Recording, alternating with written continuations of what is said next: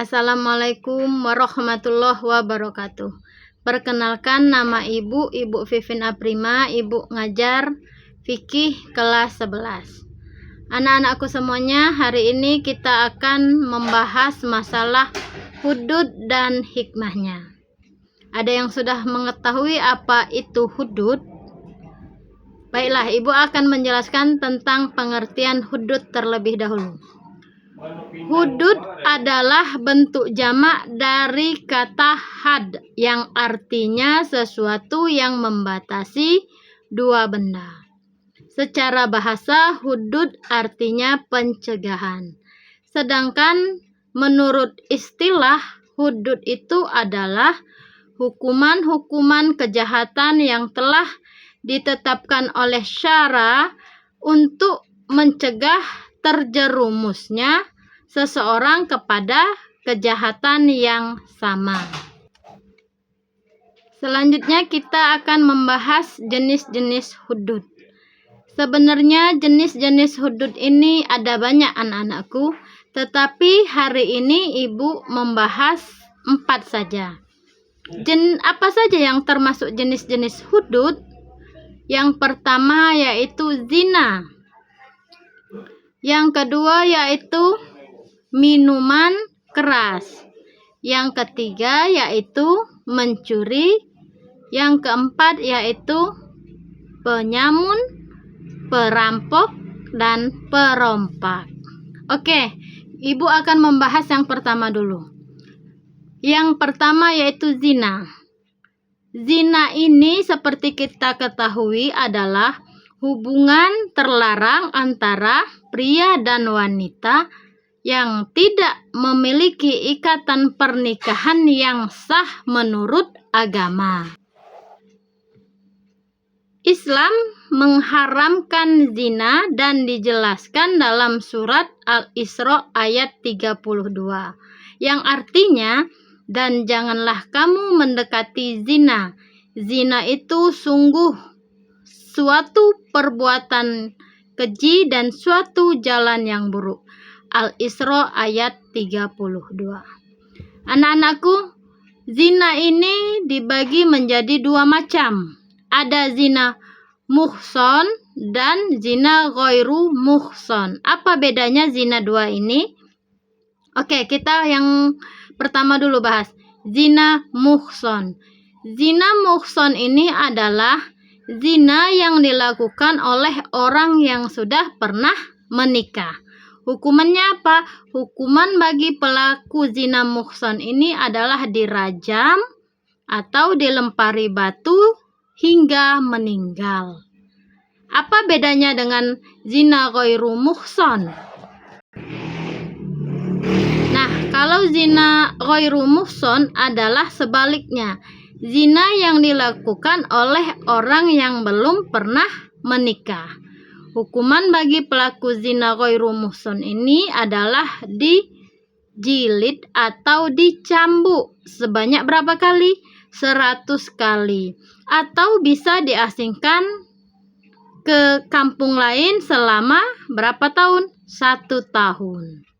Jadi bedanya antara zina muhson dan zina ghairu muhson yaitu menikah.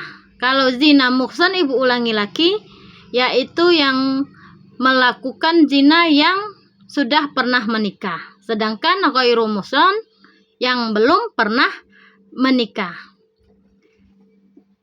Kita akan membahas masalah hikmah diharamkannya zina. Ada beberapa hikmah diharamkannya zina, yaitu yang pertama apa? Ia bisa menjaga kehormatan wanita. Yang kedua, mencegah percampuran nasab. Yang ketiga yaitu mencegah anak terlantar atau aborsi. Maksud Ibu aborsi. Yang keempat, menjaga kehidupan rumah tangga. Yang kelima, mencegah kejahatan. Dan yang terakhir, mencegah berbagai penyakit. Oke, kita bahas yang kedua, yaitu masalah minuman keras. Minuman keras ini atau disebut juga dengan khamar berasal dari kata khomaru, artinya menutup. Maksud di sini menutup yaitu menutup akal. Oleh karena itu, makanan atau minuman yang dapat menutupi akal secara bahasa disebut khamar, haram. Anak-anakku semuanya, Nabi Muhammad SAW bersabda tentang khamar ini, yaitu kullu muskirin khamrun wa kullu khamrin haramun. Artinya apa? Artinya yaitu tiap-tiap yang memabukkan disebut khamar, dan tiap-tiap khamar hukumnya haram. Dijelaskan oleh hadis riwayat Muslim. Sekarang kita akan membahas tentang beberapa hal yang didapatkan ketika mengkonsumsi khamar. Apa saja dampaknya? Yang pertama, menyebabkan otak kita menjadi rusak. Yang kedua, rusak hati atau liver. Yang ketiga, memicu hipertensi. Yang keempat, meningkatkan penyakit resiko kanker. Dan yang kelima, khamar ini mengganggu perkembangan janin bagi wanita hamil. Yang ketiga, kita akan membahas tentang masalah mencuri. Jenis-jenis hududnya mencuri. Mencuri ini menurut bahasa yaitu mengambil sesuatu yang bukan miliknya secara sembunyi-sembunyi. Nah, itu kalau menurut bahasa. Tetapi kalau menurut istilah, mencuri adalah mengambil harta yang terjaga dan mengeluarkannya dari tempat penyimpanannya tanpa ada kerancuan atau subhat. Itu penjelasan mencuri.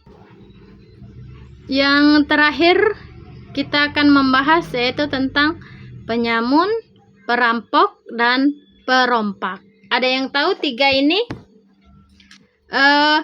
Istilah syara merampok disebut dengan khud'ut-thoriq, artinya memotong jalan atau mencegal, atau disebut hirabah, artinya peperangan. Adapun secara istilah, merampok ini diartikan yaitu mengambil harta orang lain dengan cara paksa, kekerasan dengan ancaman senjata tajam, penganiayaan, bahkan kadangkala mengambil nyawa milik seseorang, nyawanya terancam. Oke, yang selanjutnya yaitu penyamun dan perompak. Ini sama, memiliki arti sama dengan perampok, tapi bedanya di antara ketiga ini pada tempat suasananya yang beda. Kalau penyamun melancarkan aksinya di tempat yang sunyi, sedangkan perampok